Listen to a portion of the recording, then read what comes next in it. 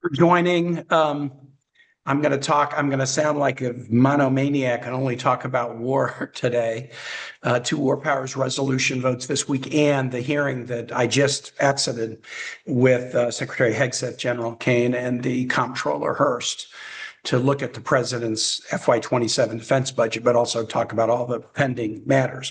So first on war powers resolutions, we are going to have a vote after lunch today, our weekly vote saying no war against Iran, stop the hostilities against Iran unless Congress authorizes them.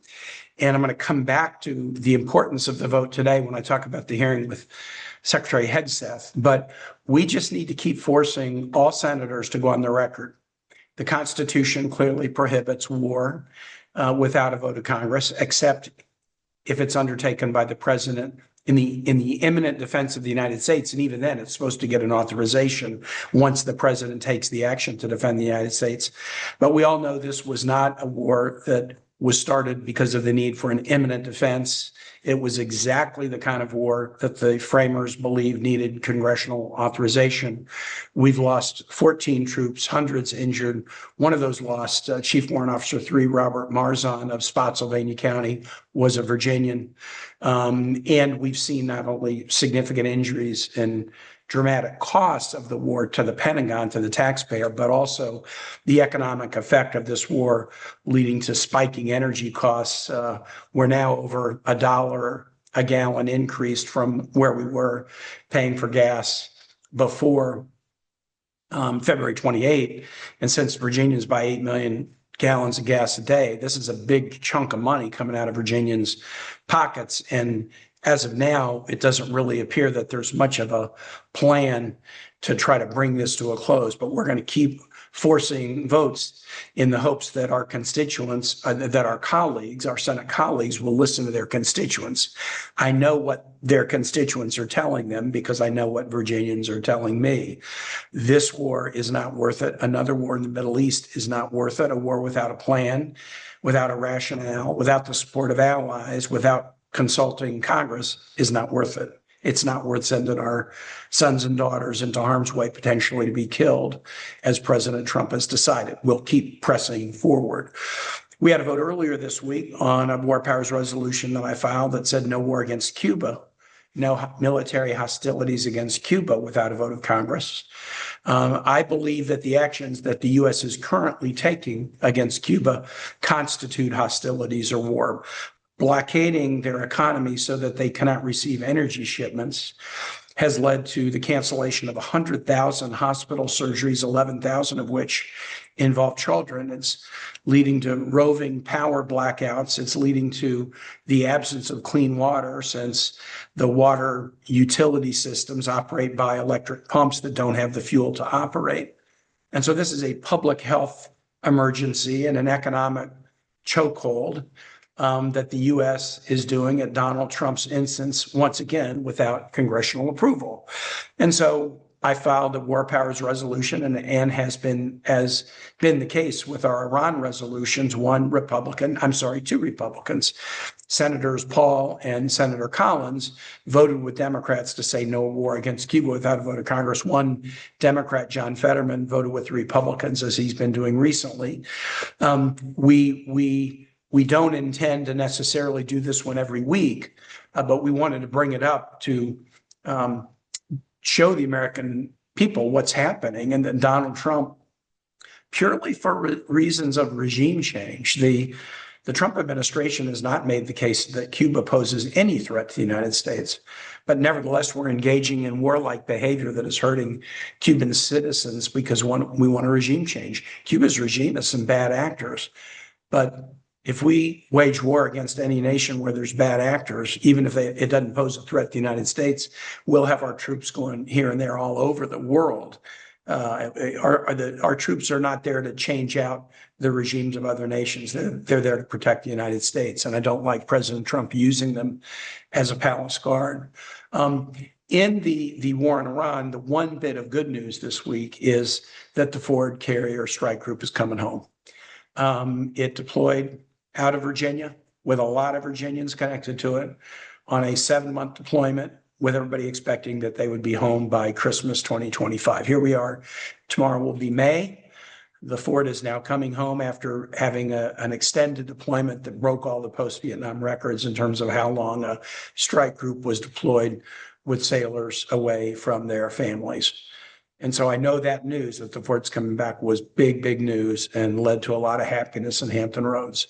They served honorably under some tough conditions, onboard fires, other quality of life issues on the boat degrading because the deployment wasn't supposed to be that long. And when you run any kind of, military asset past the point where it's supposed to be run, you're going to have problems. But we're going to get our sailors home. And that's a very, very good bit of news for Hampton Roads and for Virginia. Last thing I'll say is the hearing that we just had with Secretary Hegseth, General Kane, and Comptroller Hurst, the Chief Financial Officer of the Pentagon. Couple of takeaways from it. First, just with respect to the workforce, a third of the Pentagon's workforce is civilians. You have active duty, you have Guard and Reserve, and you have civilians.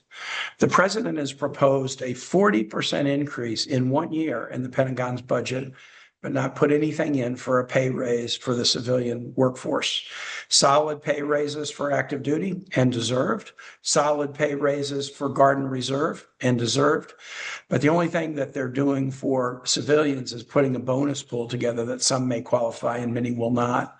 I think our civilian workforce serve patriotically and they deserve a pay increase if our active duty and Guard and Reserve are getting a pay increase. And the decision to increase the budget by that much and leave them out is particularly insulting. If it was a tough year where we couldn't increase the budget, okay, then you might understand that the civilian workforce is not getting a pay raise.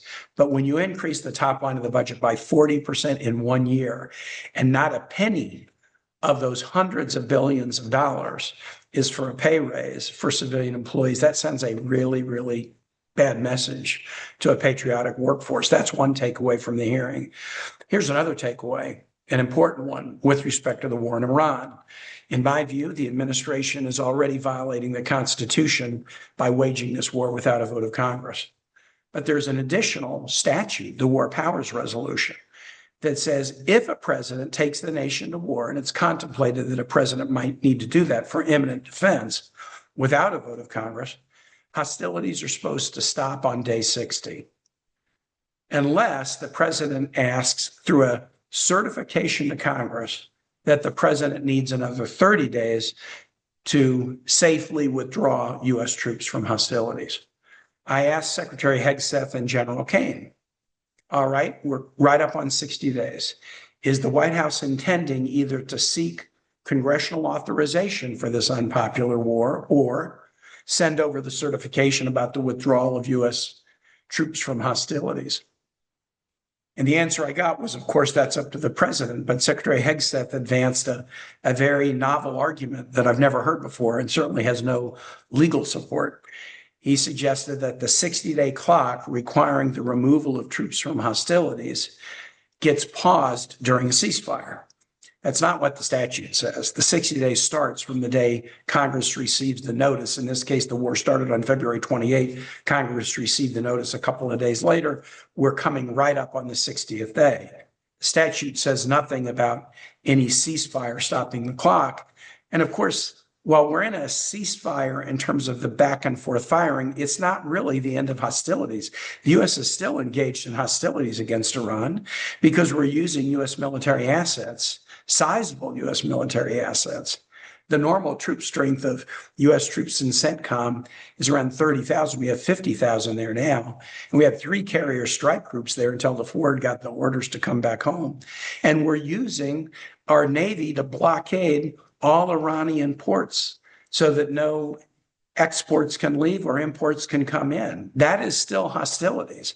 So the fact that there is a, quote, ceasefire in the Strait does not mean that there are not hostilities underway. The U.S. is still using the military to punish Iran, even if we're not actively dropping bombs on them right now. So that tells me that the administration is trying to prepare to ignore not only the Constitution, but also the statute. And that is very, very troubling. And finally, I had a really, really I think, telling interaction with General Kane and Secretary Hegseth about the ongoing operation in international waters. Southern Spear, the operation authorized by the president to strike boats in international waters, including killing all those on board for reasons that the president said are to counter narcotics trafficking into the United States. Now, I'm at a disadvantage in some ways in discussing this because the administration has only wanted to talk about this operation either touting in the press when they've killed people or only telling Congress information behind closed doors in classified settings where we are not at full liberty to discuss them. And so I know, for example, what the legal rationale for the war is. I disagree with the legal rationale strongly, but I'm not able to discuss it or why I disagree because the legal rationale has been maintained as classified only, highly unusual. I know the targeting criteria that the administration is using to decide which boats to strike, but I'm not allowed to describe those criteria because the administration has only shared those behind closed doors. And with the legal rationale and the targeting criteria, I've also gone into the files of all the strikes up to about 2 weeks ago. I have a few more that I need to read to read about the strikes and see whether they matched up with the targeting criteria and the legal rationale. And what I've discovered in my review made me ask this question today of General Kane. What possible legal justification could there be to allow the U.S. military to strike boats in international waters and kill all those on board if there was no evidence that there was narcotics on the boats? He could not really answer the question. He said he would get back to me, but he didn't challenge my assertion. Secretary Hegseth then interrupted or followed on. He didn't interrupt. He followed on and said, I do want to clarify that the strikes are being taken against boats connected to the designated terrorist organizations that are on the secret classified list that nobody has seen other than the president and Congress.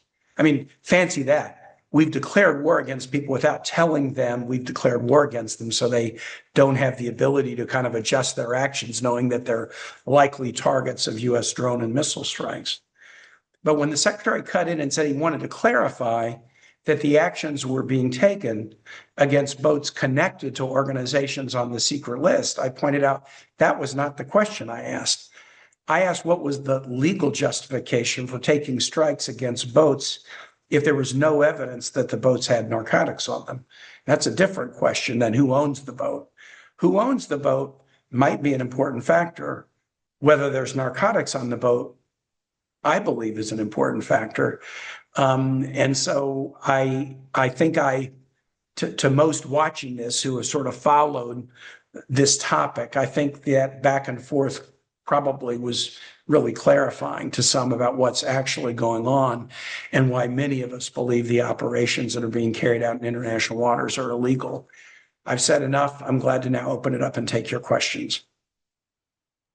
Absolutely. So we're going to get started with Brendan from WTKR. Hey, Brendan. Hi, Senator.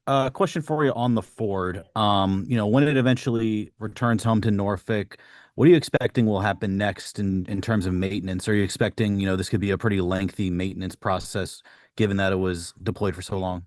That's my assumption, Brendan. And now it had some maintenance done on it in Cyprus. So it's had some maintenance along the way. So that's good. But you really have two issues, frankly, which is you have probably some more extensive maintenance because of the length of the deployment, but also our shipyards kind of get scheduled just like back to back to back. So if the shipyard that was going to do the Ford's maintenance, when it came back in January, it didn't come back in January, it's coming back in May. Is that maintenance availability still open or not? Can the Ford go into maintenance right away? Or does it need to wait for another maintenance to complete? Or if the Ford goes into maintenance, was a ship that was supposed to be in maintenance in May, does it have to wait for the Ford to complete its maintenance. So you now have two maintenance challenges that are created by this extended deployment. One, the extent of the maintenance that has to happen, and whether we've so disrupted the maintenance schedule at our shipyards that we won't be able to actually do the maintenance in the way that it was scheduled to be done. Perfect. So we're going to be moving on to Mitchell from WTOP. Hey, Mitchell. Hi, thanks for joining us, Senator. We have a little bit of breaking news here this afternoon. But first of all, I wanted to say it was good to see you on my morning run. I now have a witness in case my family asks if I'm keeping up with my running regimen. I was very happy to see you yesterday. That was impressive. The breaking news, though, is the House just on a voice vote approved the Department of Homeland Security funding. So that effectively ends the government shutdown. Wanted to get your reaction on that and just how you think this whole process has turned out. Well, we gave them the ability to do that. Like, I don't know, it seems like 2 months ago. It probably wasn't that long ago. Time runs together now. But, when we passed this 100-0 in the Senate on a voice vote, that tells everybody, hey, this shouldn't be controversial. And the fact that it takes them a very long time and they eventually pass it unanimously on a voice vote. Well, I don't know that it was unanimous, but when you pass it on a voice vote, you only do that if it's going to be overwhelming. That was a lot of wasted time with a whole lot of people worrying about their jobs unnecessarily. I'm glad they finally passed it.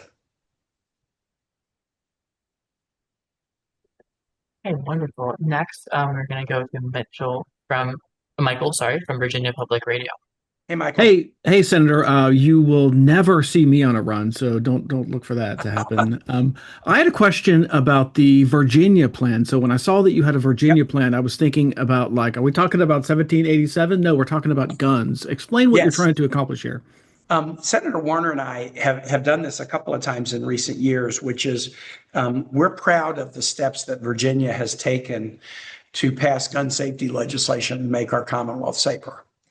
And, I have a lot of scar tissue still from the horrible shooting at Virginia Tech when I was governor, and certainly believed at that time that part of the answer, not the entire answer, but part of the answer was better gun safety laws. And I'm really happy that Virginia has finally embraced them. And Mark and I kind of have this argument. Listen, if we can do this in Virginia, where the NRA has had its headquarters for many years, I'm not sure if the headquarters are still here, but they were here in Fairfax forever. We ought to be able to do it nationally. And so periodically, every few years, we introduce a bill based upon and taking the Virginia laws that have passed that we think are good laws for the nation. Some of the laws that have passed are, kind of peculiar to Virginia law. And so we usually don't bring those up. But the ones that we think would lead the nation to be safer and deal with this gun violence epidemic, we put them into a bill and we introduce them. And that is the goal with the Virginia plan, to take the lessons that we've learned in Virginia and the gun safety laws that we passed and try to convince our colleagues in Congress to do the same thing. Next, we'll go to Michael from WHSB. Hi, Senator Kane. Thanks for your time. Yep. My question to you is, I kind of want to get your reaction about the Supreme Court's decision to limit the Louisiana political maps that were put out to make sure that a minority vote district would still be there. I want to get your reactions, and I know previously we've asked you about ending gerrymandering, and I wanted to see how this kind of wraps into that as well. It's, I'm disappointed. It's the second major ruling that the Supreme Court has made during the time I've been in Congress that dramatically cut back the Voting Rights Act. The first ruling was the Shelby decision, which I think was in 2013, that eliminated the pre-clearance requirements and those requirements required some Justice Department review of states changing voting rules to make sure that the rules were not being changed to disenfranchise minority populations. This is the second big one, essentially making it extremely difficult for anyone to ever challenge a district map on the ground that it was motivated by race. Unless my read of this, and I read it quickly, so I haven't had a chance to really absorb it. But it sounds like what the Supreme Court ruled is unless the record is clear that individuals are saying, we are drawing this map to disenfranchise minority voters, the Voting Rights Act no longer is a tool that can be used to challenge maps that significantly disenfranchise minority voters. So under the Voting Rights Act, since it was passed in 1965, you didn't need the explicit statement of a legislator, like this is the purpose of it. You could look at all kinds of other facts about the way minority voters were treated, were they packed into too few districts or dispersed among too many so they wouldn't have political power. You could look at all kinds of facts to reach a decision about whether a set of voting maps disenfranchised minority voters. And the Voting Rights Act was passed for a reason. And that reason was the long history in this nation and also in Virginia of efforts to disenfranchise minority voters. The Supreme Court's ruling yesterday, very controversial, 5-4 decision, I guess, just really raised the hurdle so high that it will be virtually impossible for anybody to be able to challenge a map as disenfranchising minority voters. And so you see a bunch of legislators saying, great, we're going to go back and redraw our maps. Missouri is already trying to draw a map that will eliminate its last remaining district that has elected an African-American member of the House. Louisiana now seems poised to do the same thing. In Virginia, because of who the state legislature is, I don't think that will happen, but it may happen in other states, and that's unfortunate. Next, we'll move to Emily from WVEC. Hey, Emily. Hello, Senator. How are you? Good. I just wanted to ask a question about the Ford. Now that these sailors are finally coming home, do you have any intention of possibly meeting with them, talking to them about their experience on there? Because we've heard reports, but honestly, I don't think anybody knows what happened on that ship Yes. other than the people there. Has that been a concern of yours? Yes. Yeah, no, I definitely want to do that. I've spoken with some family members of those aboard, but I haven't spoken with those aboard. So yeah, once they're home, I'm definitely going to look for some opportunity to interact with those who've been on this deployment at different levels, officers, but also enlisted, longtime, Navy service members, brand new aviators, seamen. I will definitely look for that opportunity once they're back home and safely reunited with their families. Next, we'll go to Mark from CBS 19. Hey, Mark. Hey, Senator, thanks so much for making the time to speak with us today. Just want to get your thoughts on the royal family visiting Virginia today, Shenandoah National Park, and also getting your thoughts on the King's address to Congress, the speech that he made to Congress. It was great. I loved the speech, and I was talking to Chairman of the Joint Chiefs of Staff, General Kane, this morning, and he was there too. They always put the military brass in the front row, and he said, I got to shake the King's hand. I said, I was sitting in the fourth row. I didn't, but we agree that experience is a really pleasant one. When you go to the State of the Union, no matter who it is, you're going to hear something you like, you're going to hear something you don't like. There's some tension. When you hear a speech from a foreign dignitary, there's usually no tension. You can just go and actually really enjoy it. And I thought the King's comments were classy, and his celebration of the U.S.-UK relationship was important at this moment in time. Really happy that he is in Virginia. I remember so well being governor in 2007 and welcoming King Charles's mother and father, Queen Elizabeth and Prince Philip, to Virginia to celebrate at the Capitol in Richmond, to address the General Assembly, to celebrate at Williamsburg and Jamestown. Those 2 days in May of 2007 were some of my most memorable days in public service. And I suspect Governor Spanberger is probably going to feel the same way today when she engages in the block party with King Charles and Queen Camilla, and also has this interaction that the King very much wanted to have with Virginia indigenous leaders. That's a really important thing for him to do, and I'm glad that he's doing it. Our last question is from Brendan from WTKR. Hey, Brendan. Hey, Senator, second question here for you, so appreciate the Yep. time. There's been some reporting suggesting that the Pentagon's proposed budget has $1.8 billion for a feasibility study into shipbuilding overseas. Are you familiar with that at all? And I mean, do you think that's a good idea? So I'm not familiar with the line item itself. We're still really going through these line items to confirm things, but I'm not I'm not unfamiliar with the discussion about shipbuilding and ship repair overseas. I mean, give you an example. We've entered into this diplomatic framework with Australia and the UK, the AUKUS framework, and I've been very involved in that. And that's going to create a lot of work in Virginia because Pillar 1 of AUKUS involves producing Virginia-class submarines, not only for the United States, but also subs that we would sell to the Aussies. And we're teaching them how to maintain the subs, but the best way to teach them how to maintain these subs once we sell them to them in the 2030s is by rotating Virginia-class subs operated by the United States into ports in Australia and having them maintained there right now. So there is a ship repair investment taking place in Australia, mostly with Australian money, but the U.S. is participating in it as well. And this gives us some significant capacity. So recently, 2 of the Virginia-class subs, one is a Virginia-class sub, the Vermont. I think a second is an Ohio-class sub, the Ohio, have done repair rotations in Australia. And so, and what that meant is if there's a need for a repair, instead of having to come back, if it's a ship that's being used in the Indo-Pacific or a sub being used in the Indo-Pacific, instead of bringing it back to Pearl Harbor or Washington State or Virginia, if you can do some repairing right there, it actually means that the ship can actually be performing its mission with less downtime.